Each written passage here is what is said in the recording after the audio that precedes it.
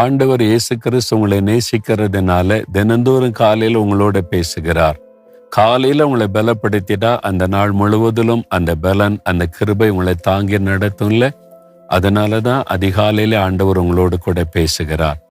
இன்னைக்கு என்ன பேசுறார் பாருங்களேன். 37ஆம் சங்கீதம் 19ஆம் வசனத்துல, அவர்கள் ஆபத்து காலத்திலே வெட்கப்பட்டு போகாதிருந்து பஞ்ச காலத்திலே திருப்தி அடைவார்கள்.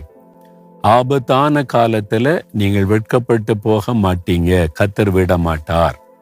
அது 2வது, பஞ்ச காலத்துல திருப்தி அடைவீங்க.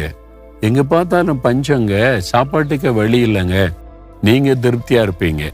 அதுதான் எளிய காலத்துல ஒரு பெரிய பஞ்சம் வந்ததுல தேசத்துல 3½ ஆண்டு காலம் மழை இல்லாம பஞ்சம், சாப்பாட்டுக்கு வழி இல்லாம ராஜாவே கஷ்டப்படுகிற சூழ்நிலை. பானையில் இருந்த மா குறைந்து போகவும் இல்லை, கலசத்தில் இருந்த எண்ணெய் தீர்ந்து போகவும் இல்லை.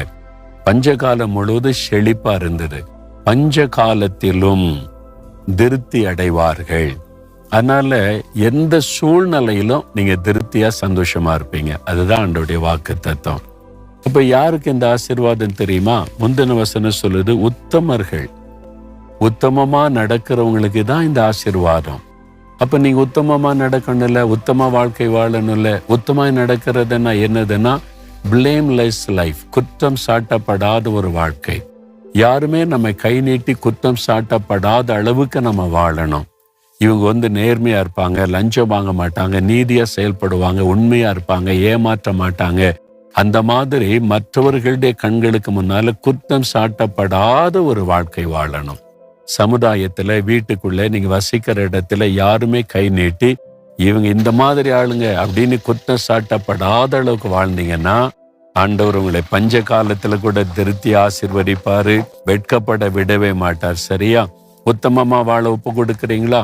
ஆண்டவரே, நான் எந்த சூழ்நிலையிலும் யாரும் குற்றம் சாட்ட முடியாத அளவிற்கு உத்தமமாய் வாழ ஒப்பு கொடுக்கிறேன். என்னை நீங்க வெட்கப்பட விட மாட்டீங்க, பஞ்ச காலத்தில் என்னை திருப்தியா போஷிப்பீங்க.